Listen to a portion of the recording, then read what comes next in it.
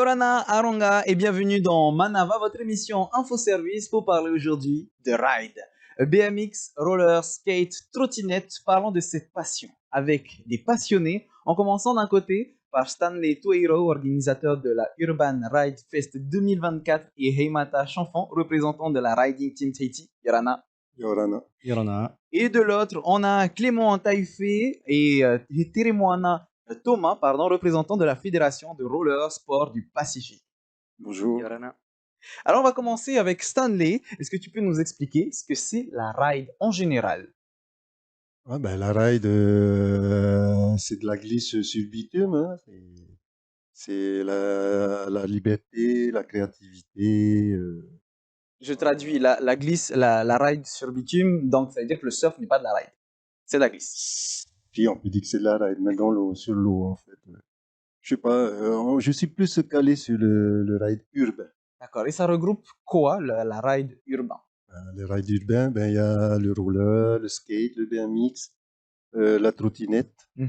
Et je pense qu'il y a d'autres comme, je pense, le carver ou ceux qui font du wheeling. Ouais. Toi, tu es passionné de skate, c'est bien ça? Ouais.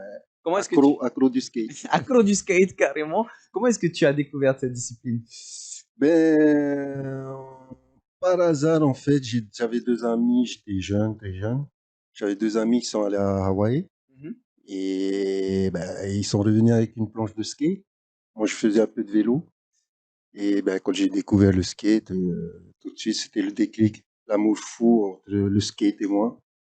Et depuis, tu n'as pas lâché. Et depuis, je n'ai pas lâché. Il y a d'autres passionnés autour de cette table, comme par exemple Clément. Comment est-ce que toi, tu as découvert le roller? Très jeune, j'habitais à côté d'un collège et je me souviens qu'aux alentours de 5 ans, mes parents m'avaient offert une paire de rollers. Du coup, tous les soirs à la fermeture du collège, j'en faisais des heures et des heures. C'est eux qui devaient venir me chercher pour me dire à table. Donc j'ai commencé comme ça, ouais, ça fait un petit bout de temps déjà. Et pour toi, Heimata, c'est un peu la même chose. Tu as découvert le BMX quand tu étais tout petit? En fait, j'ai toujours fait du vélo depuis que je suis petit, hein. J'ai eu mon premier vélo à 4 ans, je pense. Et j'ai eu la chance, en fait, d'avoir des parents qui m'ont offert un BMX assez tôt. Et j'ai découvert tous les types de rides qui pouvaient exister, que ce soit sur des rampes, sur des sauts en terre, en bitume. Et donc, du coup, j'ai continué jusqu'à aujourd'hui. Et depuis, tu t'es spécialisé pour devenir le représentant de la Riding Team Tahiti. Voilà, en fait, c'est parti juste d'une volonté de faire progresser les jeunes à Tahiti, parce que j'ai mes enfants qui ont commencé le vélo aussi très tôt, et j'ai vu qu'il n'y avait pas de structure qui encadrait ça, donc on a créé la Riding Team Tahiti pour encadrer les jeunes. Et cette fois-ci, on part de la Polynésie et on va du côté de la France avec Teremoana. Tu as découvert le roller là-bas. Alors oui, c'est bien ça, en quittant le Finnois après pour mes études. Ouais. Donc j'étais toujours en recherche en fait de glisse et j'ai découvert d'abord le patinage sur glace. Et après mes études, au retour au Finnois, malheureusement localement on n'a pas de glace, donc je me suis orienté vers les rollers dès 2019 avec l'apparition en fait d'une asso sportive FA Hockey Club. Et depuis, il y a eu la Fédération de roller sport du Pacifique. Clément, est-ce que tu peux nous expliquer comment a été montée cette fédération? On avait une vraie volonté, donc après la création du club, FA Hockey Club, de plus en plus de pratiquantes potentielles se regroupaient et on avait comme idée de créer éventuellement un championnat, mais tout ça nécessitait de créer d'abord une fédération pour trouver tout simplement des subventions notamment et pour se fédérer autour d'une entité du roller. Est-ce que c'est la même raison pour laquelle vous avez... Non, tu en as parlé tout à l'heure, la Riding Team Tahiti, pour créer une structure et depuis, elle évolue positivement? Oui, c'est une structure qui avait commencé d'abord pour encadrer des jeunes de mon club, dont mes enfants, parce qu'en fait, aucun club ne s'occupait réellement des jeunes. Et quand je parle des jeunes, c'est de 10 à 18 ans, en fait. Et donc, du coup, on a commencé par encadrer des jeunes sur le vélo traditionnel, le cyclisme sur route. On a dévié sur le VTT. Ensuite, petit à petit, on a fait du vélo de piste sur le vélodrome de Fatawa. Et dernièrement, pour mes enfants, on a découvert le BMX. Et là, ça a été vraiment une révélation pour mes enfants. Et donc, on a poursuivi dans le domaine, quoi. Alors, ça reste du vélo entre guillemets, mais toutes ces disciplines ont des spécificités. Comment est-ce que vous gérez justement chacune des disciplines? C'est très différent dans chaque discipline. Le vélo de route nécessite un vélo adapté. Chaque discipline a son type de vélo, son matériel spécifique aussi, Adapté. et sa piste. C'est-à-dire, bon, la route, on a le choix d'avoir toute la route autour de l'île, mais pour le BMX, on n'a qu'une seule piste à Tahiti, qui se trouve à Roué. Et bon, et là, c'est une piste privée, donc on ne peut pas y accéder comme on veut. Donc, on a été obligé de s'organiser pour avoir des éducateurs pour pouvoir encadrer les jeunes. Et là, c'est quelque chose qui marche bien depuis 3-4 ans parce qu'on n'arrête pas d'avoir de plus en plus de jeunes présents. D'accord. On parle de toutes ces, comment dire, ces catégories, ces disciplines, roller. Alors, on n'a pas de représentant de trottinette, mais ça fait aussi partie de la ride. Stanley, est-ce que tu peux nous dire pourquoi toutes ces disciplines sont devenues des symboles de liberté, de créativité dans le skate, dont tu es accro d'ailleurs? Ouais,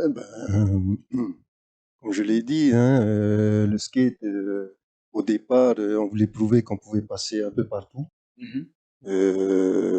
Puis, voilà, c'est une liberté, hein, comme tout sport, je pense. Dès que tu fais du sport, ben, tu évacues un peu le stress. Ouais. Il y a comment dire, t'as le stress, en fait, c'est comme dans la vie actuelle, c'est comme dans la vie de tous les jours. Et tu dois te battre 24 heures. En fait, c'est un défouloir. C'est un défouloir, voilà. Simplement. Et en fait, tu acquiers en même temps de l'équilibre, de l'assurance et tout cela. Hein. Tu acquiers aussi comment tomber. Faut apprendre aussi à avoir des chutes, hein, à faire des chutes et tout. Alors, Térémoana, toi, tu as découvert le roller donc, à l'extérieur, donc en France. Est-ce que tu as vu une différence entre justement cette liberté, cette création qu'on peut avoir à l'étranger et ici en Polynésie française? C'est toujours sur le même principe, c'est-à-dire qu'on se réapproprie nos espaces et on évolue différemment. Donc, c'est comme un jeu. Donc, un terrain sur lequel, à l'époque, on ne voyait que du basketball ou du football. Aujourd'hui, ça peut être un terrain praticable par des trottinettes, par des rollers. On peut faire évoluer aussi cette pratique en hockey roller.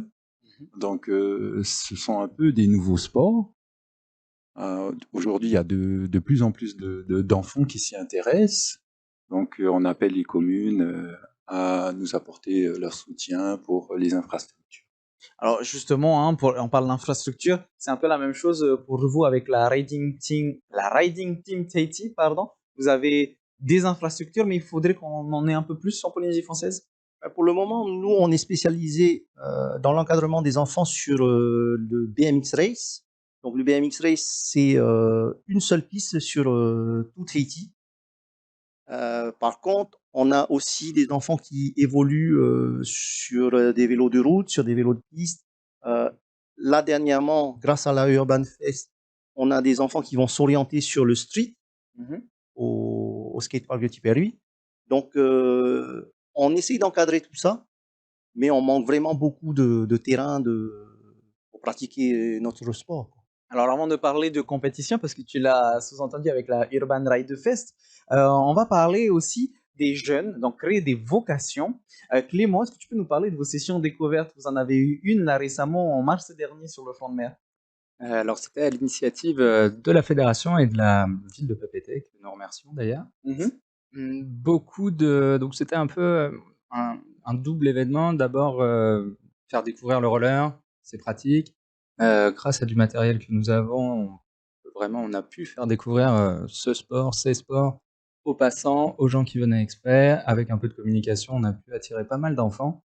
On a même pu à la fin faire un match de hockey roller, donc c'était vraiment très complet et on peut créer vraiment des sessions découvertes de façon hebdomadaire, notamment au collège Henri Hérault. C'est à partir de quel âge qu'on peut commencer à pratiquer le roller? Moi, il n'y a pas d'âge. Hein. Il n'y a pas d'âge. Il n'y a pas d'âge. Ma fille a commencé à l'âge de 5 ans. Ouais. Donc, bon, qui dit enfant dit protection aussi, hein, Bien donc sûr. il y a tout ce qu'il faut pour nos petits. Ensuite, il y a l'encadrement. Donc, on a des personnes qui sont suffisamment qualifiées pour l'apprentissage. Donc, certes, on fait découvrir à tout le monde, mais aussi on propose de développer davantage, de se perfectionner, en fait. Cette année, justement, toi, des fois, tu accompagnes des jeunes, comment dire, au skatepark de Pape Été. Est-ce que tu accompagnes des jeunes à partir de quel âge? Ah ben là, il y a tout âge, hein. Le plus jeune a 4 ans Mhm. et le plus vieux a 51 ans. Mais en Donc, parlant d'important, on a parlé de protection. Quelles sont les protections qu'il faut avoir, peu importe la ride? casque, chaussures et genouillères, coudières, protège-poignets. Donc voilà. On forme une petite communauté entre nous. Mhm. Donc voilà, hein. Pareil pour vous avec la Riding Team Tahiti, Heimata, vous avez aussi des sessions découvertes? On a des sessions découvertes tous les mercredis et samedis. C'est ouvert à tout public. Et on essaye de leur faire découvrir le BMX Race dans les meilleures conditions. Donc, on demande quand même aux gens de venir avec des chaussures et un pantalon et un linge à manches longues, parce que c'est la tenue minimum à avoir pour pouvoir rouler en BMX sur la piste qu'on a. On a besoin de gants fermés et d'un casque intégral, parce que les chutes sont quand même assez importantes. Après, au niveau des protections genouillères ou coudières, c'est pas obligatoire, mais c'est fortement recommandé, surtout pour les jeunes. D'accord. Comment est-ce que vous réagissez aux, par exemple, les personnes qui disent ah c'est pas un milieu un peu dangereux, Heimata? Qu'est-ce qui n'est pas dangereux? Parce que franchement, pour moi, c'est vrai qu'on a des chutes dans le BMX, mais quelqu'un dans la rue qui court ou quelqu'un qui va faire du vélo sur la route ou quoi que ce soit a potentiellement autant de risques de se faire mal que nous. Donc voilà, Sauf que nous, l'important. on est encadré, on a des gens sur place, on a des protections obligatoires, on a des gens formés en cas où pour les premiers secours, donc je pense qu'on est quand même mieux protégé, on va dire, dans un cadre privé sur un petit terrain. C'est ce que j'allais dire, l'important c'est le fait que ce soit encadré et avec des protections. Et après, ça crée des vocations qui peuvent parfois mener jusqu'à cette année, la Urban Ride Fest. Tu peux nous en parler, c'est quoi? ben, déjà, la Urban Ride Fest, ça veut dire festival des sports urbains. Le but ultime, ben, c'est de regrouper tous les sports urbains un peu, de les mettre en avant, surtout nos jeunes, pour la santé, voilà, hein, le sport, la santé, la jeunesse. Hein. Ça a commencé Voilà. quand ce festival? Ah ben, c'est tout nouveau. C'est un défi qu'on s'est mis, moi, avec une organisation qui s'appelle Fenway Event. Et puis voilà, donc j'aime les défis, donc on y go et on verra ce qui se passe. Voilà. Alors, c'est quand? Où est-ce que ça se situe? Et comment est-ce qu'on peut participer? Alors, pour les participants, c'était 1500. Maintenant, il y a une majoration de dernière semaine là, qui passe à 2000 pour les retardataires. Pour le public, il est à 500 francs l'entrée. Et voilà, il y aura du beau spectacle, hein, la compétition en elle-même. En même temps, il y aura un tombola et un mini-concert à la fin. D'accord. Donc ça, c'est la Urban Ride Fest qui a lieu quand, rappelle-nous? Samedi 15 juin, de 7h à 17h. Parfait. Donc ça va être demain, en fait. Je suis en train de regarder notre date, c'est demain. Donc on se retrouve directement au parc, au skatepark de Pape Été. Voilà. Et on parle de compétition, il y a aussi d'autres compètes locales. Clément, est-ce que tu as déjà participé à une compétition ici ou ailleurs? Au sujet du roller, Voilà, par exemple sur le roller. sur le roller, alors j'ai fait du hockey sur glace longtemps quand j'étais plus jeune et donc là il y avait forcément beaucoup de compétitions. Là notre objectif quand même avec le roller c'est d'en créer une justement. Peut-être en partenariat avec un autre sport de ride d'ailleurs. Ton festival s'y prêterait pas mal. N'hésite pas à parler un tout petit peu plus fort, on a du mal à t'entendre. Ce serait très bien de créer des partenariats pour créer justement une première compétition de roller, un premier match éventuellement de gala, ensuite se mettre en partenariat avec d'autres sports de ride, ce serait vraiment super. Tu penses que c'est important pour les jeunes de pouvoir découvrir le sport à travers ces compétitions, par exemple? Ça peut créer, je pense, peut-être des vocations, ça peut apporter aussi du rêve par la discipline en elle-même, et de nouveaux adhérents, et pourquoi pas une carrière derrière. Et maintenant, en parlant de compète, parle-nous des jeunes envoyés sur les compètes internationales. Donc, je vois le nom de Aaron, de Heinoa et aussi de Roman. Oui, en fait, au sein de notre club, nous avons pris le parti de faire découvrir le sport aux jeunes à l'extérieur. Donc, on a fait 2 déplacements cette année. J'ai fait le premier déplacement en fin février, avec 6 jeunes du club en Nouvelle-Zélande. Donc, ils ont bien performé là-bas. Donc, ça permet de développer leur capacité à concourir, mais aussi, c'était pour eux aussi une découverte d'une autre culture. Déjà, parler anglais, pour la plupart d'entre eux, c'était assez difficile. Et ils ont découvert une autre culture. Ils ont découvert surtout que là-bas, le sport, en général, pour les jeunes, très, très soutenu. Ils ont 6 pistes autour de Auckland.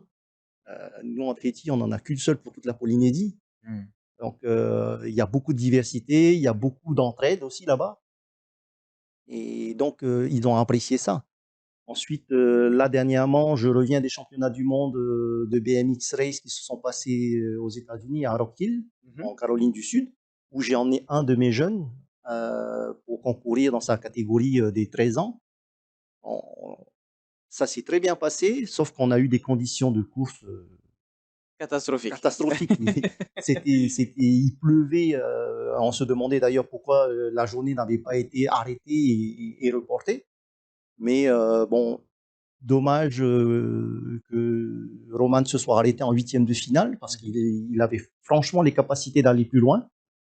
Mais bon, le BMX, c'est un sport qui pardonne pas une petite erreur et c'est fini, quoi.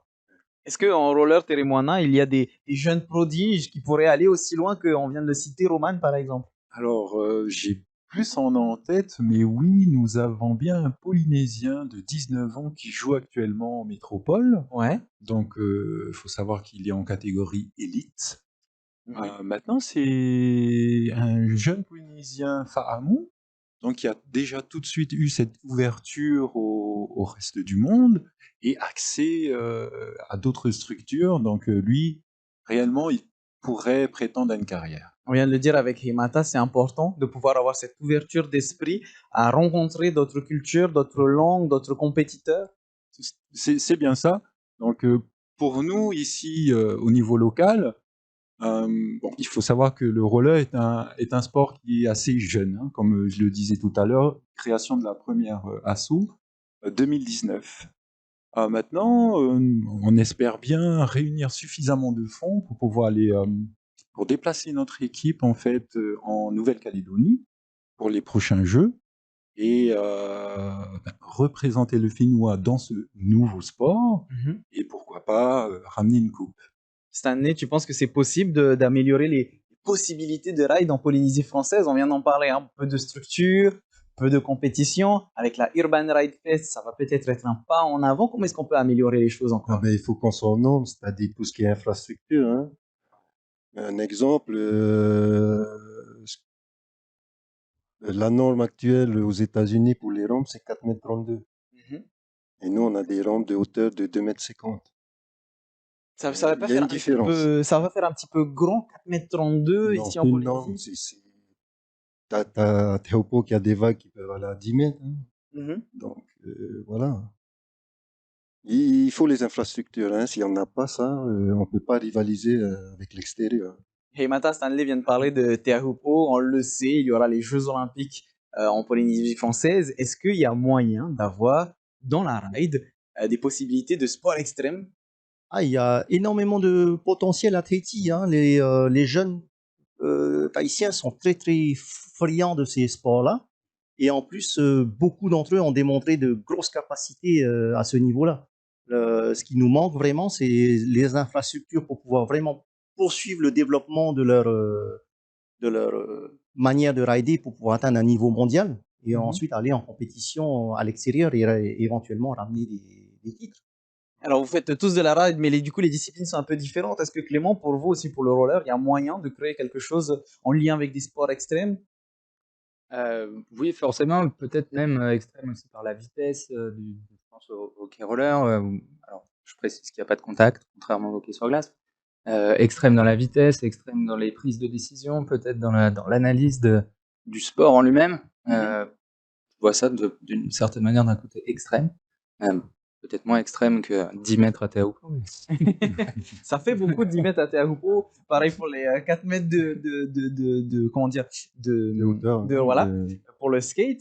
Et en restant sur les rollers, et en parlant de compétition en général, ça peut être aussi une opportunité économique, parce qu'on va parler de partenariats, on va parler d'entreprises qui vont investir, tout ça. Potentiellement, ce serait la grande idée, c'est vrai. Et puis créer un partenariat avec des équipes. On a parlé tout à l'heure de la Nouvelle-Calédonie, de Nouméa. Donc, on peut aussi entrevoir ça, envisager ça, notamment en Nouvelle-Zélande, enfin un peu partout. Faire venir des équipes, y aller aussi. Ça, ce serait vraiment super. Oui, Heimata, tu veux réagir peut-être à ces possibilités? Justement, c'est ce que l'on essaye de faire. En fait, le développement du sport local ne peut se faire que grâce au déplacement à l'étranger. Il faut se confronter à plus dur, à plus fort que nous pour pouvoir ensuite élever le niveau. On a vraiment besoin de ça. Moi, j'ai bien vu ça lors de nos derniers déplacements. Nos riders sont partis juste 12 jours et ont progressé énormément de fait parce qu'ils ont découvert de nouvelles pistes et aussi parce qu'ils avaient un meilleur encadrement. On a eu le temps de prendre un entraîneur, en l'occurrence mon fils qui est en formation en France, pour venir les former pour progresser en fait. Cette année, il y a vraiment de l'amélioration qui peut être attendue ici en Polynésie française. Je sais pas, je l'espère. Mais par exemple, là on a parlé tout à l'heure de la Urban Ride Fest. C'est le premier pas. Est-ce qu'on peut avoir d'autres compétitions, inviter des personnes de l'étranger, par exemple? En gros, on se débrouille un peu à créer des compètes, à imaginer un peu. Voilà. On est là, on essaie de faire bouger un peu le monde du ride urbain. Mais après, on essaie d'avoir du soutien. Il y a du soutien, hein, c'est pas ce qui manque ici. Hein. Mais voilà, j'aimerais bien que nos dirigeants s'intéressent un peu plus à nous. Peut-être un soutien financier, par exemple? Un peu de tout, infrastructure surtout. Ça, on Sans en des parle infrastructures, beaucoup. on peut avoir des finances, mais on n'a rien à côté pour progresser. Les jeunes, il y en a, c'est pas ce qui manque. Et puis voilà, ouais. Et puis nous mettre en avant, être plus médiatisés. Je donne un exemple, les JO sont là. Mais c'est grâce à quoi? C'est juste grâce à la vague. S'il n'y avait pas cette vague, alors nous, c'est pareil. Si on n'a pas nos grandes rampes ou un air de street adéquat, eh ben, on ne peut rien faire. Il faut créer une rampe mythique de papier. Il faut qu'elles soient même plus grandes que celles d'en dehors. Alors justement, pour pouvoir y arriver, il faut y aller petit à petit. Hein. Donc, rappelle-nous juste les dates, les lieux pour la Urban Ride Fest, s'il te plaît. Alors, ça va être le samedi 15 juin. Donc, demain. Demain, de 7h à 17h. D'accord, on invite le public à venir, à pouvoir regarder aussi. Oui, vous venez nombreux. Parfait. Et on peut venir s'inscrire comme ça à la dernière minute? Non, ça va être fermé. L'inscription sera clos vendredi, aujourd'hui même. D'accord. Donc, voilà. Ah, dommage, j'aurais pu y aller, mais en fait, je suis nul en skate. Merci beaucoup d'avoir répondu à toutes mes questions. Avant de vous laisser, on va vous donner les pages Facebook des 3 entités présentes ici. Donc, la Riding Team Tahiti, la Fédération de Roller Sport du Pacifique. Et enfin, pour finir, nous avons aussi la Urban Ride Fest. Donc, on se retrouve demain pour cet événement. Maururu Metei, messieurs, d'avoir répondu à ces questions. Souvenez-vous, le skate ou même toutes les disciplines de ride, les sports extrêmes sont plus qu'un sport. C'est un mode de vie, une passion qui unit les jeunes et les moins jeunes et qui crée des communautés. C'est déjà la fin de notre émission. On se retrouve non pas demain, mais lundi à 17h15 pour une autre émission. En attendant, bonne soirée et bon week-end sur TNTV en commençant à 18h. Avec votre VA en tahitien, Maururu ito tatu farerira. Trahoma parhena.